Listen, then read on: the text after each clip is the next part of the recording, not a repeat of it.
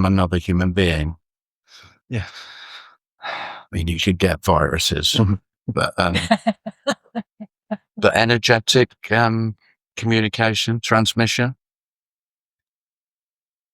it's just another spiritual fairy tale. And I think there's so many spiritual fairy tales that we've all been,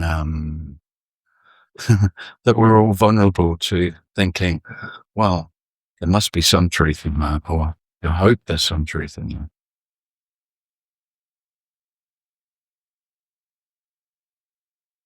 Now, I'm not saying I know there's no truth in that, because no one knows, but what we're speaking of is that there's nothing to get, and you can't get nothing. And that's the end of it, really. That's a really big, fat, full stop. We're speaking about nothing in particular. We're speaking about everything. And of course, there's no way you could have everything. And there's well, relatively you could. There is a possibility of knowing everything, theoretically, but there is no knowing. There is no theoretical possibility of knowing nothing. And just that alone, even on an intellectual level, can be liberating. That's the end. That's the end of it. So I can still play the game of seeking more knowledge and more understanding, but I can't pretend that it's not a game anymore. It can only be a game. That absolutely, there's no getting nothing. It can't be obtained, because there's nothing to be obtained. There's nothing to be gained or lost. And that doesn't negate the relative losing and gaining that seems to happen. That's all there is. There is only the seeming appearance, which is all there is, and the falling away of that appearance, the loss of that appearance. And the illusion where most people live is in this space in between, that there is a space in between birth and death. And there isn't. This appearance has already disappeared by the time there's a thought about the appearance. The appearance is already lost. So when I say there's nothing to be gained, that's not hypothetical, it's literal.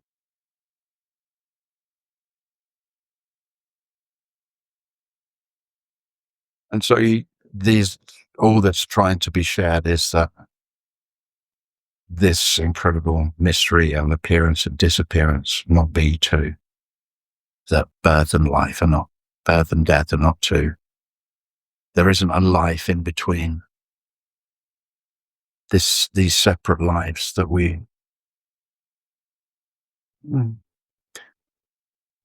that nearly everyone believes to be the absolute truth. This absolute truth of I am. This absolute truth of I am that's separate from everything else.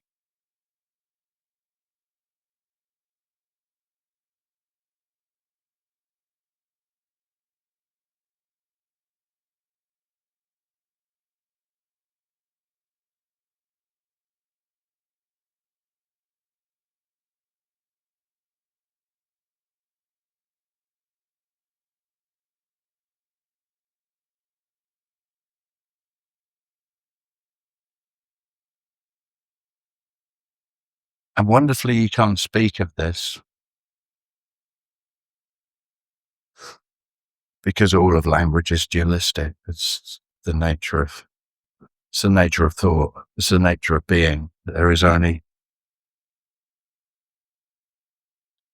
objectivity. We can't tell any stories without time.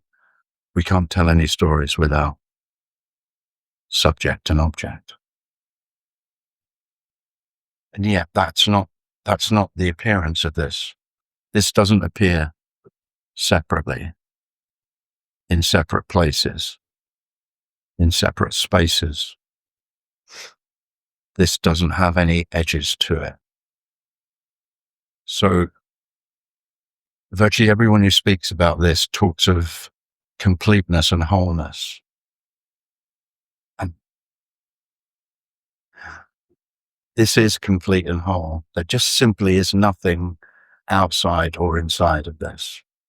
The whole illusion is that I am inside and everything else is outside in relation to me. And that isn't how life appears. Life doesn't appear in relation, it is completely and utterly whole. Now, it doesn't appear as one. It's just not many. This appearance is not many. We have to dissect the appearance into parts in order to be able to tell stories about it. That's all. It's outrageously obvious. Everyone knows what's being spoken of already. But here's the thing, it's of no use to you. It won't help you. This message is not of use. You can't do anything with it. It's not going to help you. It's not going to help you understand. But what it might do is it might put understanding in its place, which is relative. There can be relative knowledge, relative understanding, and there's no limit to that. That's there can be a lifetime of seeking. There can be seemingly a lifetime of gaining more and more knowledge and understanding. But if you've come into these meetings, then you've already discovered that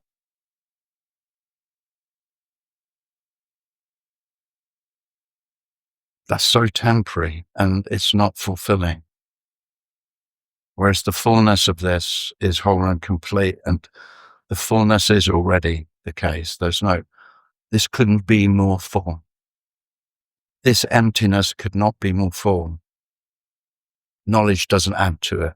Understanding doesn't add to it.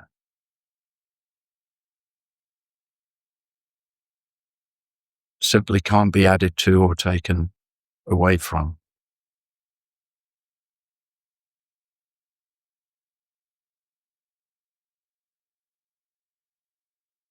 And the seeking, the drive, the motivation to find out what this is can seem to die.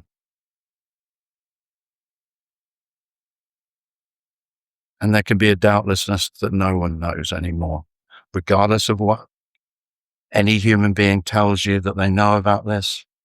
It's all beautifully, wonderfully empty knowledge, empty understanding. And interestingly, that doesn't detract from that knowledge. It can still be beautiful, it can still be interesting, but it's of absolutely no value, ultimately. Absolutely no value. Nothing has any value. Everything is equally empty.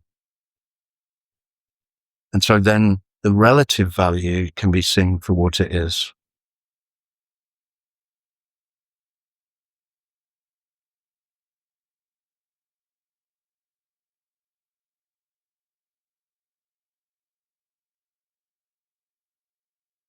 Relatively valuable, absolutely worthless.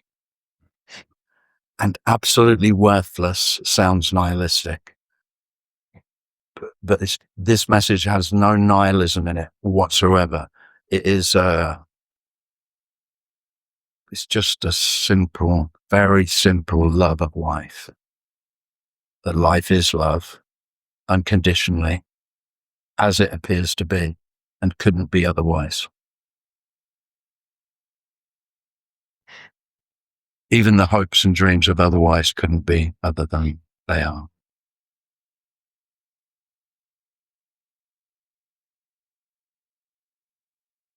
So you end up waffling bullshit about unconditional love, thinking that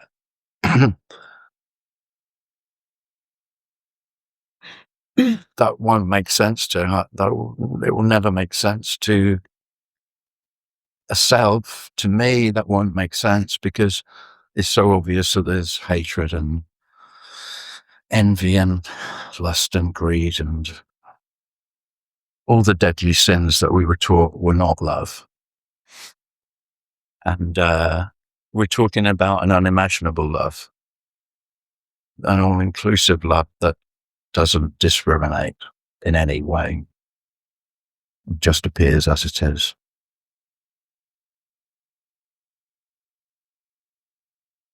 And I've been speaking about this for a little while now, apparently, and I was very reluctant to speak about love for a long time because I knew that there's a sense of, I remember hearing like Tony Parsons talk about the beloved and thinking, oh, fucking hell, I wish he wouldn't say that. Yeah.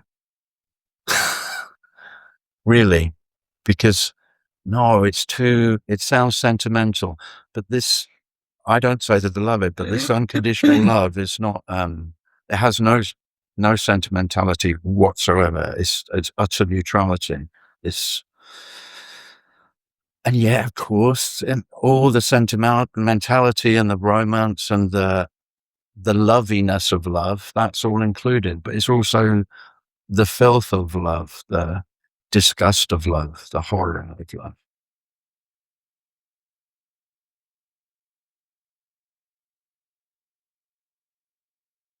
And there've been times where I've been very reluctant to speak about it, but it is the overwhelming sense.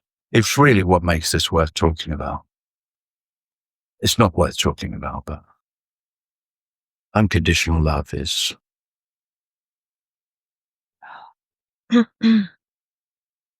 not what you're seeking, because self can only seek what isn't.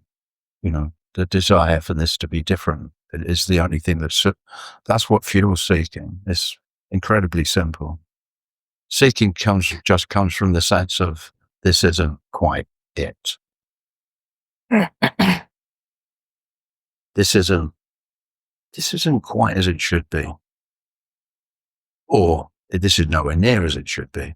But, there can be there's still waiting. I'm waiting until there's a certainty about this. I can't emphasize enough, there won't be any certainty.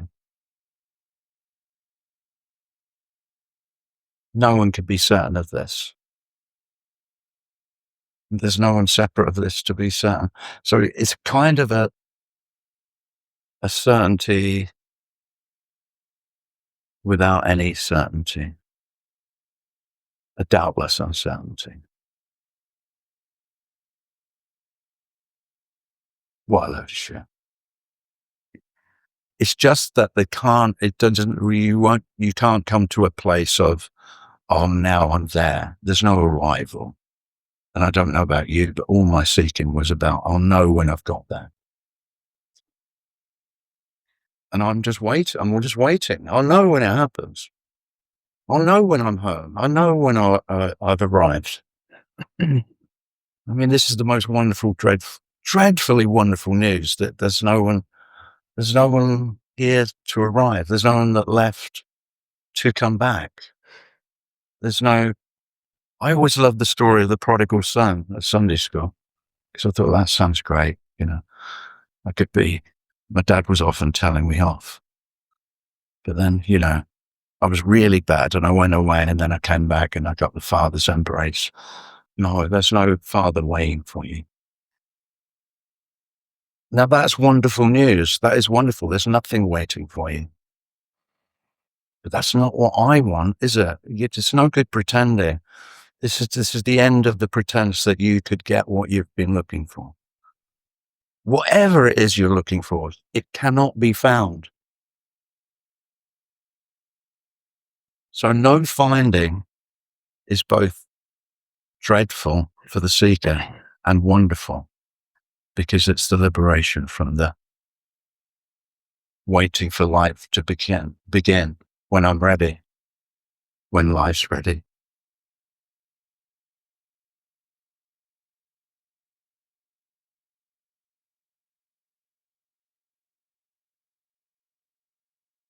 So the great news is, it's not that you're not ready yet, it's that you can't be ready.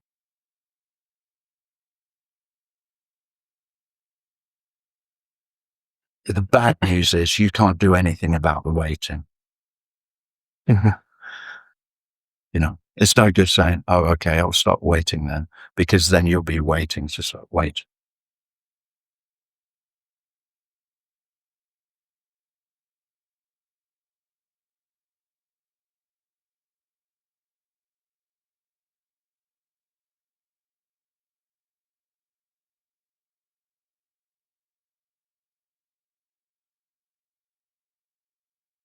Well, I hope that's negative enough for all of you. That you're not going to get, you're pretty sure you're not going to get anything.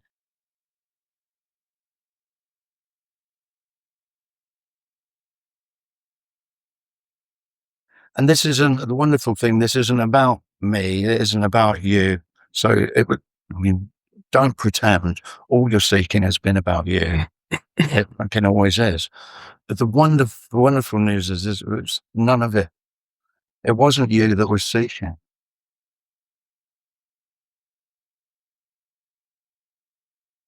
The illusion is that there is someone who needs to find. There's this whole energy of being thrown out of Eden, really. We're just trying to get back into the garden. There's only the fucking garden. There's no possibility of escape from the garden. You just think it needs tidying up. You want the borders, you want some fresh new flowers, and you want the garden to look a certain way. The garden is just how it is.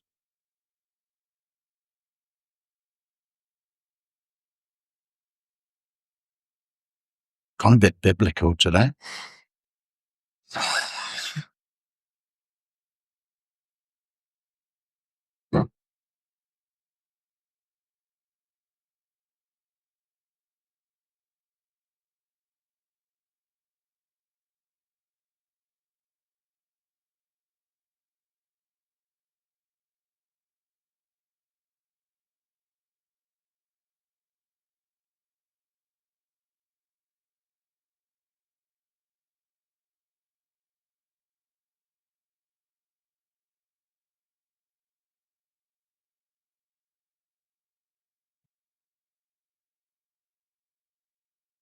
Yeah. It's the age thing, I think. Can I ask a question? Yeah. So I like to think of this message as the home and resting place of the absolute failures. That's how I see you all. Otherwise, you wouldn't be here. You would have had to have tried a lot of shit in order to conclude. I think the place for me is where there's no path, there's nothing to do, not going to give me anything to learn. There's going to be no method, no process. Oh, that sounds a relief. I haven't got to work anything out.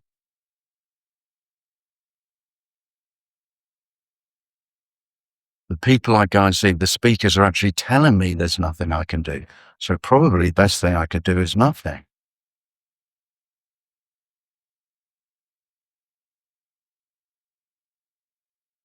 And that feels incredibly compassionate to be able to sit here with you and you to come for just simply for me to tell you it's okay. There's nothing to be done.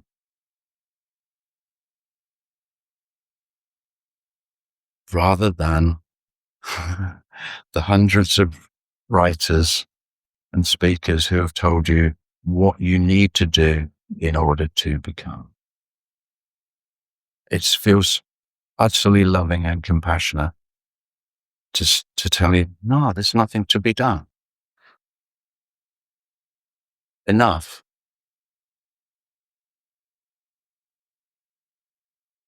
And when it was enough, when this is enough, there can be an immense sadness for all the effort, immense grieving for all how hard not only have you tried, but every self has tried to become the best self it could be, to become a complete self, a whole self, or maybe the big self with a capital S. I mean, I don't think there's anything worse than that.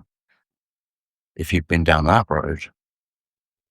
Try to get rid of the little one, the little needy one, and just be the all-encompassing, all-embracing, all-loving, or to become God. And self does want to be God.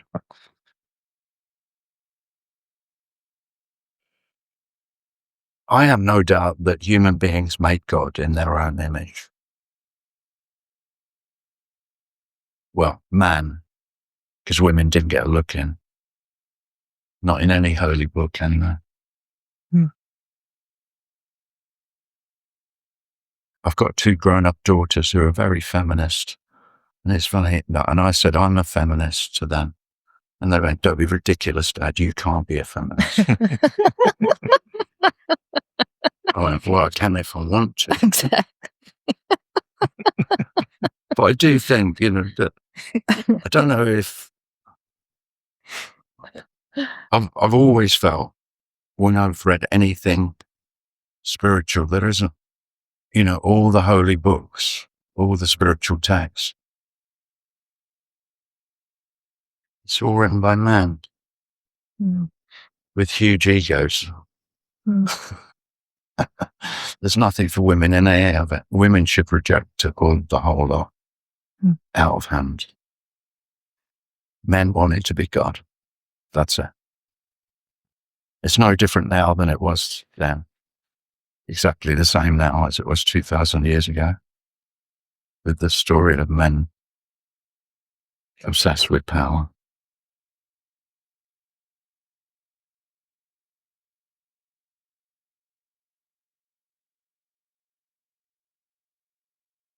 And it's probably obvious to you already that the more power, the more control. Control equals power.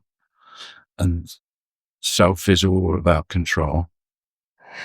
And because control, the more control I have, the more I can manage life, then the safer I feel. And that's all self is interested in. It's totally self-interested in security. When there is just this, undeniably just this, there can be no control, none, and there can be no power. There's neither a lack of power nor power. It's because everything is just as it is, and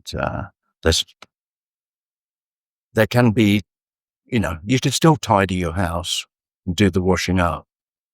I don't mean that kind of power, but in managing my life to become better, so that this becoming, the whole sense of becoming,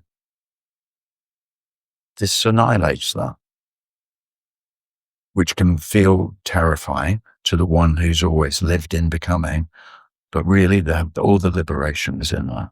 All the freedom is the total impossibility of becoming. There is only is. There is no will be.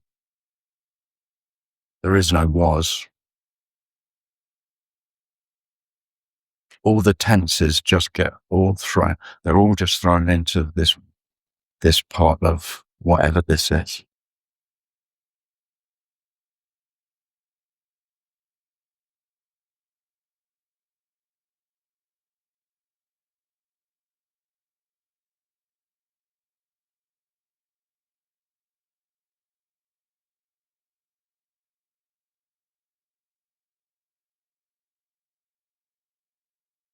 And it also feels loving to say that you can rest. You won't find out what this is.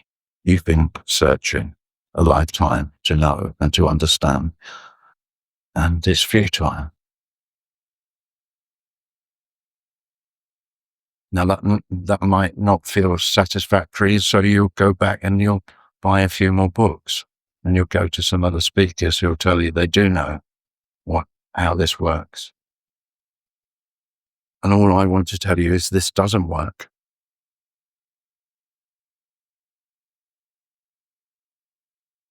There's nothing that's working or not working. There's just what is. What is not a work in progress. There is no progress. So you stop worrying about progress. There's neither progress nor regress.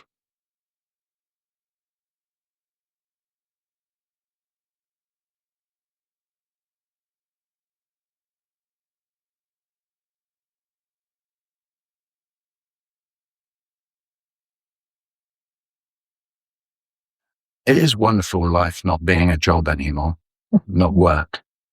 There's nothing to work on. I want to tell everyone, you can stop now. I know you've been working on yourself and your parents said you need to, and your teachers said you need to even more. And then your spiritual teacher said even more so. And then your therapist said even more so.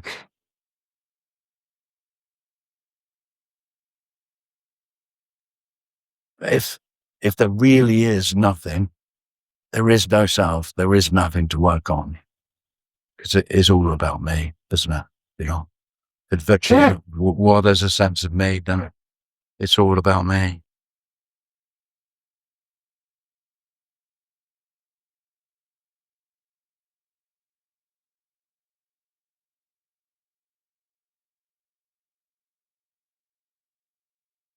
My grandfather had a phrase. He said, there's no point in polishing a turd, a shoe. And that's really what I feel that I did. Most of my life has been feeling like a turd and polishing it up so it looked presentable. That would be my sense of self. Now, I don't know you feel like a turd, but just that, you know. What is a turd? It's eine It's a lovely dog shit. Oh, okay. Okay. One of those curly ones. Yeah. Spiral done that. And, but the thing about polishing the turd, polishing the shit, which is you, is of course, you're always worried about, did I do the polishing enough or have they seen through? And so this self-consciousness of, if they really knew, you know, if people knew me, if they actually see through the facade, then I'm in trouble. And yeah, of course, how could I not live in anxiety all the time?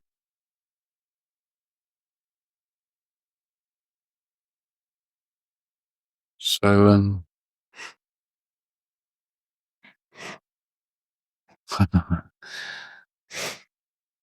it's doubtless. I can't see myself. So how on earth can you see me?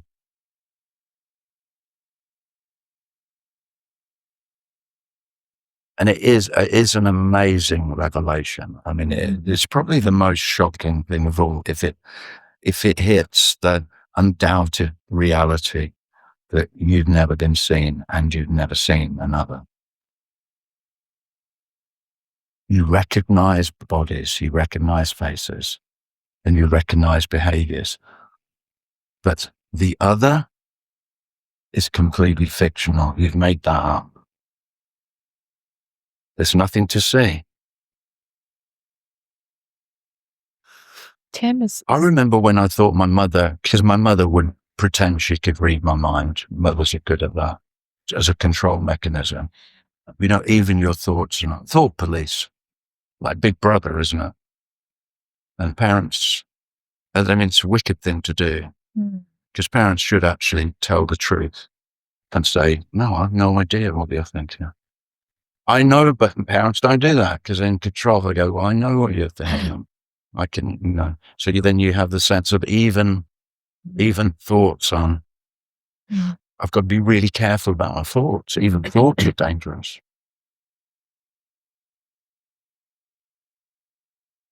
So it's wonderful when they're not. There's no danger in thoughts at all.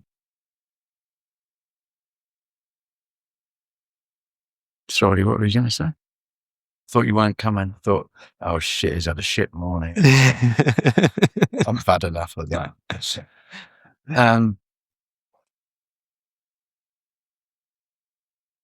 Yeah, I guess that's kind of the dilemma of coming to these meetings. You can't help but think, because you're coming to a meeting and you're paying money and you've made effort, there must be, because I've done this, there must be something to get. There must. I know he's going to tell us that there's nothing to get, but surely he can't mean that. Because otherwise, why would you hold a meeting? It's counterintuitive. Well, it's nonsense, isn't it? It's more than counterintuitive. It's fucking ridiculous that you hold a meeting where there's nothing to be gained from the meeting. That's just not how life works. You enroll on a course, you read a book, you listen to videos, you go to meetings to come away from the meeting having gained something.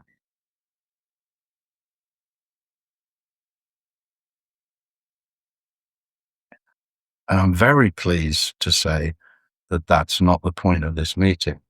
This is about disillusionment. I really like that word. Rather than enlightenment, this is much more about disillusionment. The illusion that there is something to get, that there's more to get, or less to get. Because even if you come to the meeting you've come to some kind of reconciliation that there's nothing to get, there's still, it may well be that this is how it was for me, that there's something to lose. So I get that there's nothing to get, but I think there might be something to lose still that's inhibiting. Yeah, I'm not there yet. While there's a sense of not yet, not there yet, not arrived yet, not complete yet, then it either has to be gaining or losing, not just as it is. But this is just as it is. And that's the whole message. So it might still sound as though, okay, there could be a shift. There could be a falling away. There could be a loss of energetic contraction. All of these phrases that you've heard. But they're all just stories. There really isn't any of that. All of that is just trying to make sense of what was before and how it is now, all in comparison. And absolutely, this is incomparable. Comparison is always just a story. All a story.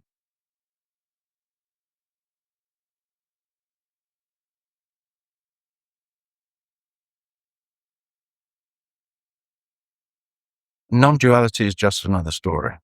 It's not the truth. There's no escape from the story time.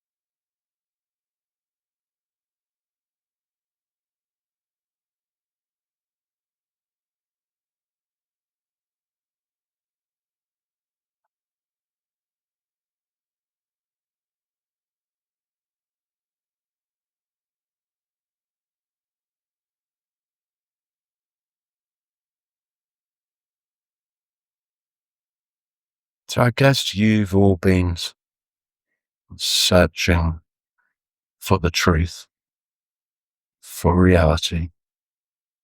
And unlike most other teachings, all that's being attempted to be conveyed is that the truth, if there is a truth, if there is the truth, it's unknowable.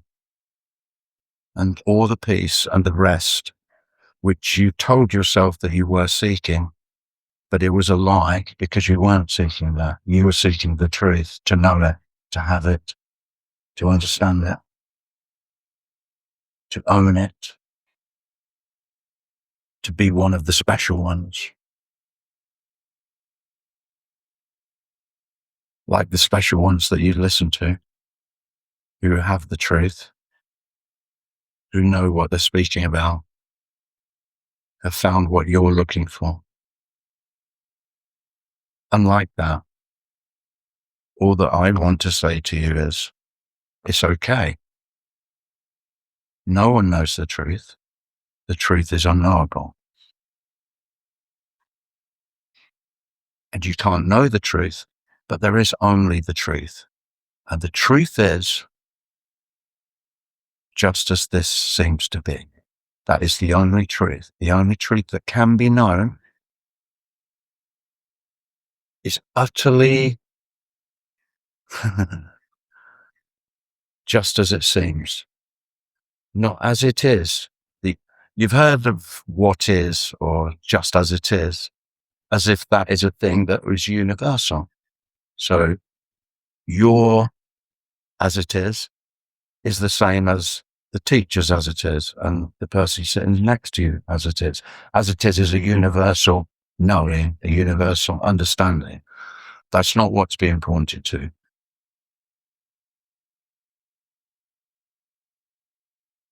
In fact, nothing's being pointed to at all. You can't point at this.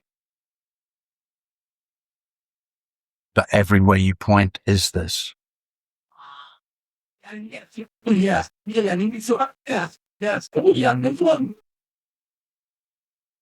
Tim, so it doesn't matter where you're looking. When you say it is as it is, you say sometimes you say as it seems to be. Yes. So there is a huge difference.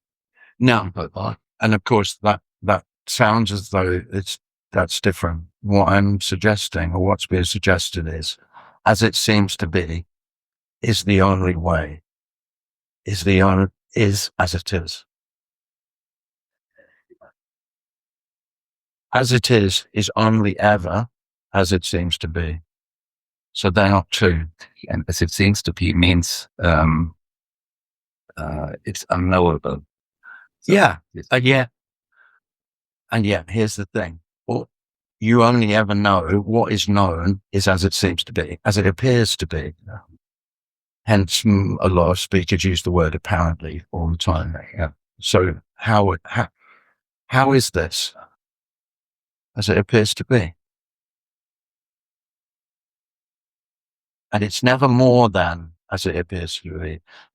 So there isn't anything more than what appears to be the case. Whereas for the seeker, for me, I was always just saying, well, I don't want it to be only as it seems to be. I want to know the truth behind. So the seeker lives in this illusion where there's a veil of, well, I know it seems to be that, but there's a truth behind it. What's being suggested is there is no behind. There actually is no veil. The veil is illusory.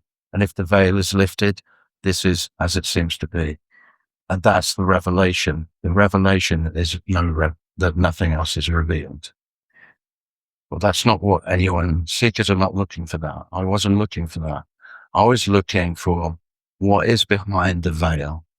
I've heard of this veil. In fact, the worst thing that ever happened to me were glimpses that in the recollection of the glimpses, in the remembering of them, I told myself the story of, in that glimpse, the veil had lifted and there was reality. And I think for most seekers, they get stuck in that and trying to